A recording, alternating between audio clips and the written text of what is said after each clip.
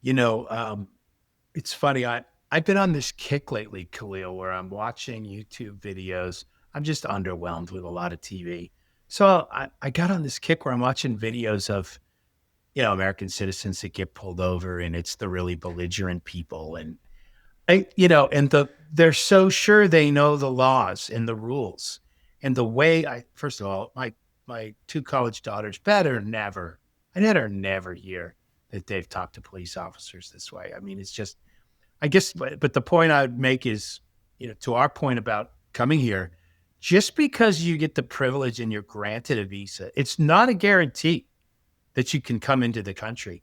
It still comes down to, which is, I think, our next topic, that experience at the Customs and Border Patrol checkpoint when you come in. They can still decline you.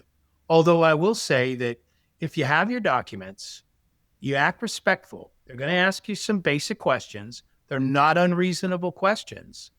The majority of people that have gotten those visas overwhelmingly skate through, and you're here and you're welcome. And but just know that, if you were to say, well, I've got a visa, you can't look, if they sense some other rule breaking of some kind, or that um, you're going to be a troublemaker, they do still have the authority to stop you from entering the country. So I think that was the second thing at the U.S. port of entry.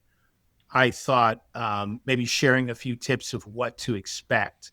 Again, for those first time travelers, I think this is, again, we now know 1 in 3 employees that work in the trade show and business event space globally, 1 in 3 are now brand new to this industry Hmm. since the pandemic recovery. So, not unheard of to think that we're going to have some first time travelers to the U.S. So, the typical things that nice man or woman at the passport desk is going to ask you is, what's the purpose of your visit?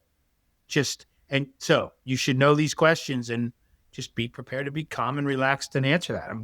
I'm coming for a show in Las Vegas, and this is the name of the show. When is it? Where you? They might just make conversation just to hit you up. Wow, where you staying? Going to see any shows while you're there? Just have the conversation. They'll ask you how long you're going to stay. They, they probably will ask you where you're going to be staying. What do you plan to do when you're there?